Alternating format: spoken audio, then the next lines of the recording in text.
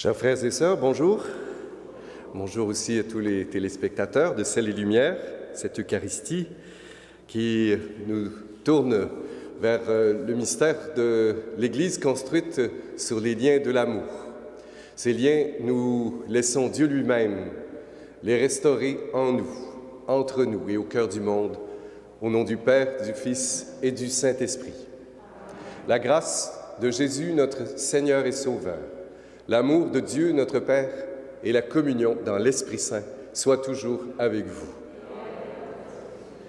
Préparons nos cœurs à nous laisser renouveler, transformer, guérir par le souffle de l'Esprit Saint, l'artisan de toute communion. Je confesse à Dieu Tout-Puissant. Je reconnais devant mes frères et sœurs que j'ai péché en pensée, en parole, par action et par omission. Oui, j'ai vraiment péché. C'est pourquoi je supplie la Vierge Marie, les anges et tous les saints, et vous aussi, mes frères et sœurs, de prier pour moi le Seigneur, notre Dieu. Que Dieu Tout-Puissant nous fasse miséricorde, qu'il nous pardonne tous nos péchés et ensemble nous conduise jusqu'à la vie éternelle. D'un seul cœur, prions ensemble le Seigneur.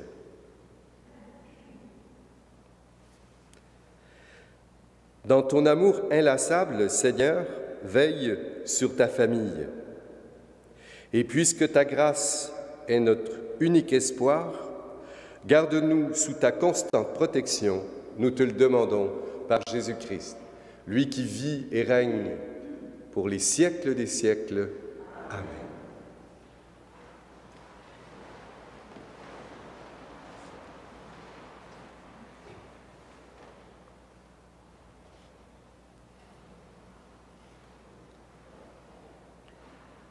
Lecture du livre du prophète Daniel.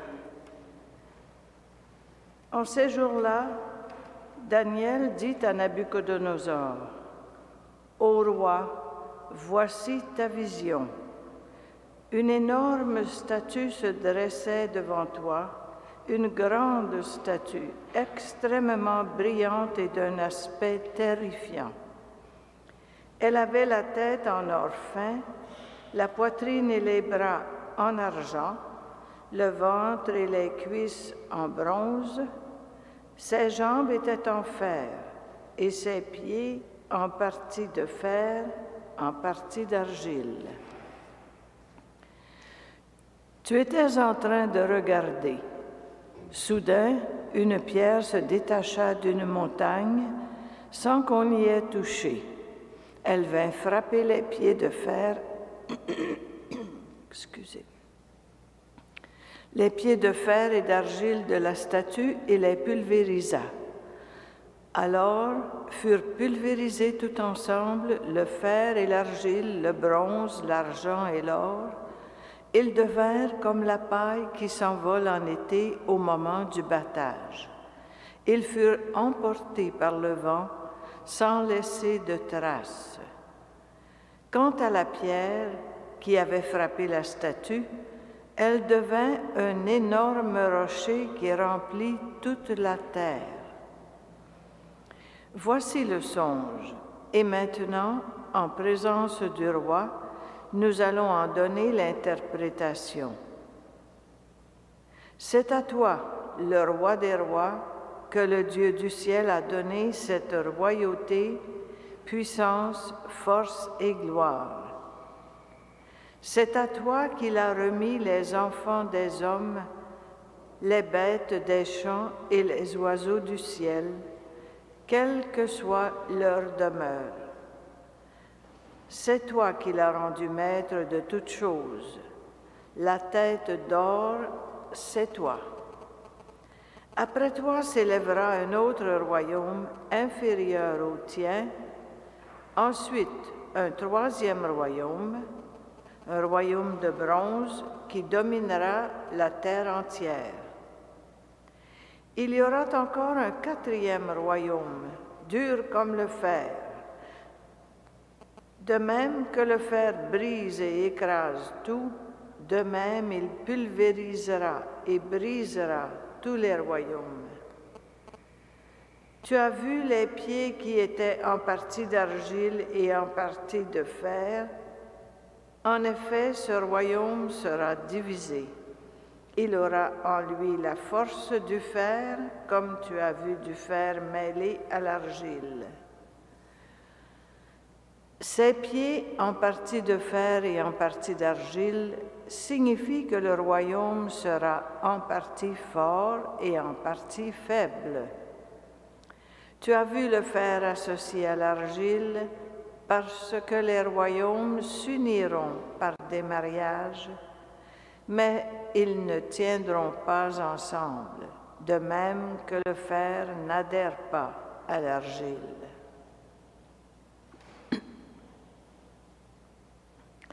Or, au temps de ces rois, le Dieu du ciel suscitera un royaume qui ne sera jamais détruit et dont la royauté ne passera pas à un autre peuple. Ce dernier royaume pulvérisera et anéantira tous les autres, mais lui-même subsistera à jamais. C'est ainsi que tu as vu une pierre se détacher de la montagne sans qu'on y ait touché et pulvériser le fer, le bronze, l'argile, l'argent et l'or. Le grand Dieu a fait connaître au roi ce qui doit ensuite advenir.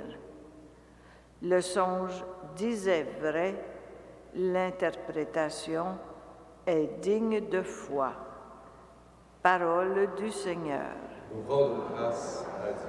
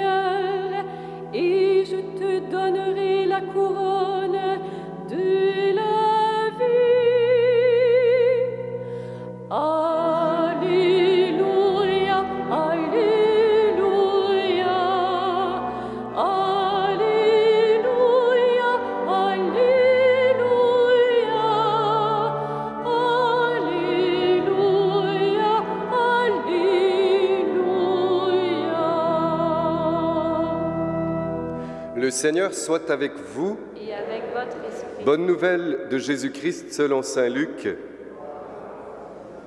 En ces temps-là, comme certains parlait du temple, des belles pierres et des ex-voto qui le décoraient, Jésus leur déclara: « Ce que vous contemplez, des jours viendront où il n'en restera pas pierre sur pierre, tout sera détruit. » Ils lui demandèrent: « Maître, quand cela arrivera-t-il? Et quel sera le signe que cela est sur le point d'arriver? » Jésus répondit: « Prenez garde de ne pas vous laisser égarer, car beaucoup viendront sous mon nom et diront: c'est moi, ou encore le moment est tout proche. Ne marchez pas derrière eux. Quand vous entendrez parler de guerre et de désordre, ne soyez pas terrifiés. Il faut que cela arrive d'abord, mais ce ne sera pas aussitôt la fin. » Alors Jésus ajouta: « On se dressera, nation contre nation, royaume contre royaume. Il y aura de grands tremblements de terre et en divers lieux des famines et des épidémies. Des phénomènes effrayants surviendront et de grands signes venus du ciel. » Acclamons cette parole de Dieu. Louange à toi, Seigneur Jésus.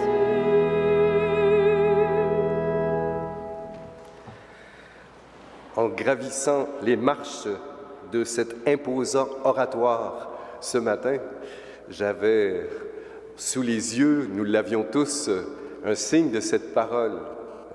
On peut contempler, admirer la beauté des pierres, de la vue, des ex-voto, et en même temps, le Christ porte nos regards plus loin, porte nos regards vers ce qu'il signifie. Et pour ça, on peut simplement se laisser enseigner par cette première lecture, cette grande prophétie du prophète Daniel au roi de l'époque, et cette grande prophétie qui parle d'un colosse de fer, d'acier, mais aux pieds d'argile. Alors, le prophète Daniel annonce la prophétie que de tous ces grands empires qui ont passé au Moyen-Orient, on pense aux Égyptiens, l'Empire assyrien, l'Empire perse, les Grecs, les Romains, plus tard les Anglais et d'autres, de tout cela, il ne restera rien. Il reste que ce petit bout de peuple de pousseux de charrues, de pasteurs de brebis, voilà, le peuple de l'Alliance. Et le cœur de la prophétie de Daniel et son message de Dieu au roi, c'est ce qui fonde les empires, c'est l'unité. À partir du moment où les empires vont commencer à se diviser, à entrer en guerre intestine, en guerre les unes envers les autres, eh bien, c'est terminé. Alors, peut-être que nous pourrions suivre cette pensée et revenir à la parole de Jésus, de l'Évangile d'aujourd'hui qui dit, voilà, de toute cette splendeur exprimée dans la beauté des pierres et leur majesté, la richesse de l'art et de tout ce qui a été fait pour glorifier le nom de Dieu, il ne restera qu'une chose. La seule chose qui est essentielle et ce qui constitue, ce qui inspire l'Église dans son essence, ce ne sont pas les institutions, ce n'est pas sa matérialité, c'est le mystère de la communion qui se vit en son sein. Jésus ajoute, on se dressera nation contre nation, royaume contre royaume. Il y aura des grands tremblements de terre, cette divorce, communion avec la nature et la création. En divers lieux, il y aura de la famine et des épidémies. Appel à la communion dans la justice, dans la solidarité, dans le partage, dans la compassion à l'égard du plus pauvre et du plus faible. Des phénomènes effrayants surviendront, de grands signes venus du ciel. Tout pourra disparaître de nos institutions, de nos églises. On ne le souhaite pas, parce qu'on a besoin de langage, on a besoin de signes bien concrets pour incarner la communion. Et en même temps, la communion, elle m'appartient. Elle est le mystère de l'œuvre de mes mains aujourd'hui. Alors, bâtir l'Église, c'est commencer aujourd'hui, recommencer à faire du nouveau pour être aujourd'hui à l'image de cette Eucharistie qui nous rassemble dans ce temple, instrument de communion, instrument de partage. Qu'est-ce que je vais bâtir aujourd'hui? En quoi est-ce que je vais être artisan de liens, bâtisseur de ponts, de passerelles dans la vérité et dans la miséricorde? Que ce grand chemin parcouru par l'amour de Dieu pour venir me rejoindre dans l'intimité de mon cœur, par le mystère eucharistique ce matin, soit source d'inspiration et nouvel élan pour bâtir l'âme du monde en me consacrant en son sein au mystère de l'unité, être artisan de paix et d'unité. Amen.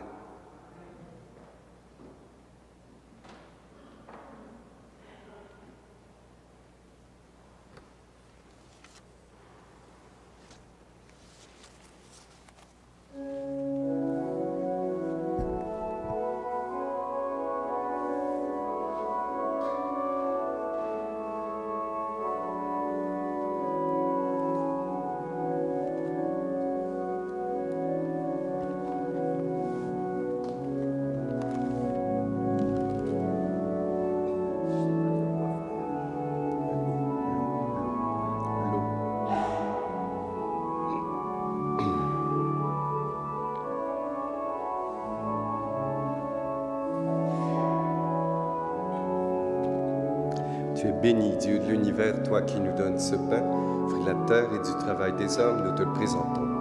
Il deviendra le pain de la vie. Béni soit Dieu, maintenant et toujours. Comme l'eau se mélange au vin pour devenir le sacrement de l'alliance, ainsi de celui qui notre vin. Tu es béni, Dieu de l'univers, toi qui nous donnes ce vin, fruit de la vigne et du travail des hommes. Nous te le présentons, il deviendra le vin du royaume éternel. Béni soit Dieu, maintenant et toujours. Humble et pauvre, nous t'en supplions, en ce jour que notre sacrifice trouve grâce devant toi.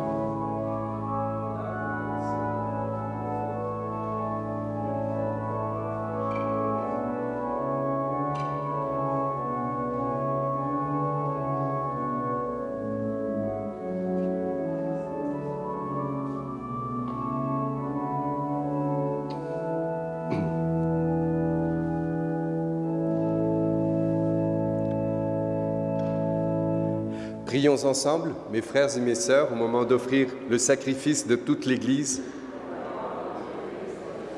Seigneur notre Dieu, tu as voulu choisir dans ta création le pain et le vin qui refont chaque jour nos forces. Fais qu'ils deviennent aussi pour nous le sacrement de la vie éternelle par Jésus-Christ, ton Fils, notre Seigneur. Le Seigneur soit avec vous. Ensemble, élevons notre cœur. Rendons grâce au Seigneur notre Dieu. Oui, vraiment, cela est juste et bon de te rendre gloire, de t'offrir notre action de grâce toujours et en tout lieu. À toi, Père très saint, Dieu éternel et tout-puissant. Tu n'as pas besoin de notre louange, et pourtant c'est toi qui nous inspire de te rendre grâce. Nos chants n'ajoutent rien à ce que tu es, mais ils nous rapprochent de toi par le Christ, notre Seigneur. Lui, par qui la terre et le ciel, avec les anges et les archanges, ne cessent de t'acclamer en chantant.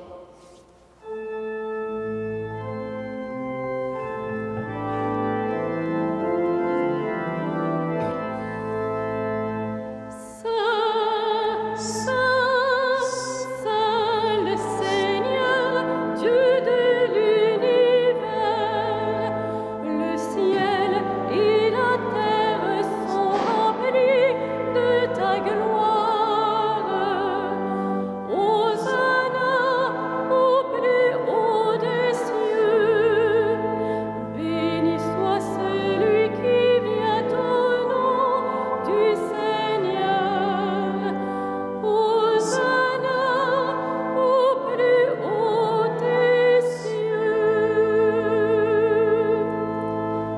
toi qui es vraiment saint, toi qui es à la source éternelle de toute sainteté, nous te prions.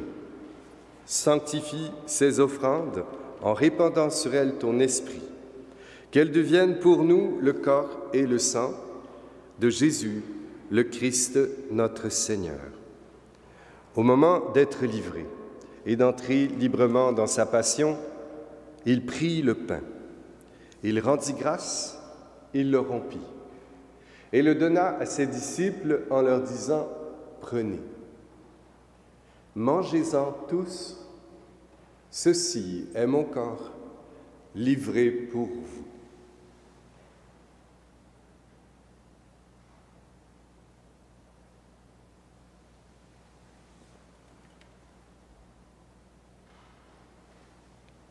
De même, à la fin du repas, il prit la coupe, de nouveau il rendit grâce et la donna à ses disciples en leur disant « Prenez et buvez-en tous, car ceci est la coupe de mon sang, le sang de l'alliance nouvelle et éternelle qui sera versé pour vous et pour la multitude en rémission des péchés.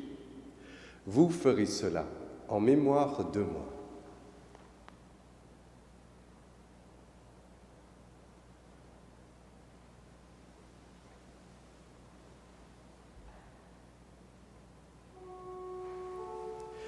Il est grand le mystère de la foi. Nous proclamons ta mort, Seigneur Jésus. Nous célébrons ta résurrection. Nous attendons ta venue dans la gloire. Faisant ici mémoire de la mort et de la résurrection de ton Fils, nous t'offrons, Seigneur, le pain de la vie, la coupe du salut, et nous te rendons grâce, car c'est toi qui nous as choisis pour servir en ta présence. Humblement, nous te demandons qu'en ayant part au corps et au sang du Christ, nous soyons rassemblés par l'Esprit Saint en un seul corps. Souviens-toi, Seigneur, de ton Église répandue à travers le monde. Fais-la grandir dans ta charité, en communion avec notre pape François, Christian, notre archevêque, et tous ceux qui ont la charge de ton peuple. Souviens-toi aussi de nos frères et sœurs endormis dans l'espérance de la résurrection et de tous ceux qui ont quitté cette vie. En particulier ce matin, nous te prions aux intentions de Madame Aline Gauthier, en communion avec Daniel. Prions pour tous les défunts de ce jour, ceux que nous portons dans notre cœur et notre prière. Reçois-les dans ta lumière auprès de toi. Sur nous tous, enfin, nous implorons ta bonté. Permets qu'avec la Vierge Marie, la bienheureuse Mère de Dieu, avec Saint Joseph, son époux, les apôtres, les saints et saintes de toujours, qui ont vécu dans ton amitié, nous ayons part à la vie éternelle et que nous chantions ta louange par Jésus-Christ, ton Fils bien-aimé. Par lui, avec lui et en lui, à toi, Dieu Père Tout-Puissant, dans l'unité du Saint-Esprit, tout honneur et toute gloire pour les siècles des siècles. Amen. Unis dans l'Esprit Saint, avec amour, prions ensemble la prière du Sauveur. Notre Père qui es aux cieux, que ton nom soit sanctifié, que ton règne vienne, que ta volonté soit faite sur la terre comme au ciel. Donne-nous aujourd'hui notre pain de ce jour. Pardonne-nous nos offenses, comme nous pardonnons aussi à ceux qui nous ont offensés. Et ne nous soumets pas à la tentation, mais délivre-nous du mal, car c'est à toi qu'appartiennent le règne, la puissance et la gloire, pour les siècles des siècles. Seigneur Jésus, tu dis à tes apôtres, « Je vous laisse la paix, je vous donne ma paix. » Ne regarde pas nos péchés, mais la foi de ton Église. Pour que ta volonté s'accomplisse, renouvelle en elle toujours cette paix et conduis-la vers l'unité parfaite en toi qui vis et règnes pour les siècles des siècles. Que la paix du cœur de Jésus soit toujours avec vous.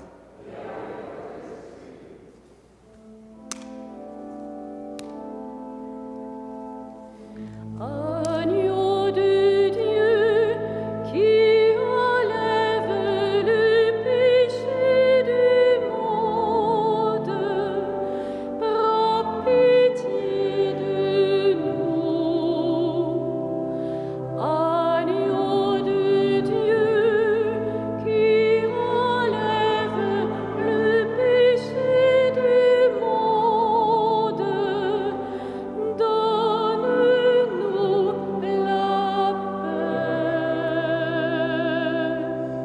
Heureux sommes-nous d'être les appelés, les invités au repas du Seigneur.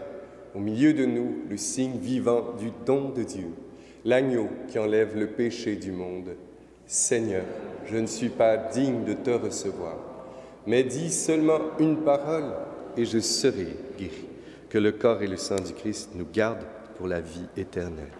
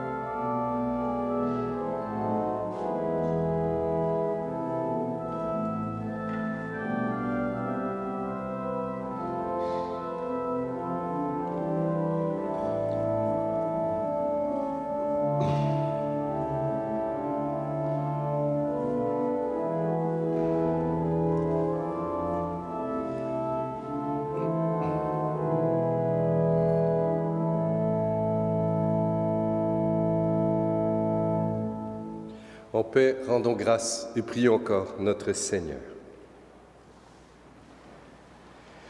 Tu as voulu, Seigneur, que nous partagions un même pain et que nous buvions à la même coupe. Accorde-nous de vivre tellement unis dans le Christ que nous portions du fruit pour le salut du monde en Jésus-Christ, ton Fils, notre Seigneur. Le Seigneur soit avec vous. Que Dieu Tout-Puissant vous bénisse et vous garde, le Père, le Fils et le Saint-Esprit. Allez dans la paix, la joie, dans l'amour du Christ. Je vous souhaite une bonne et sainte journée.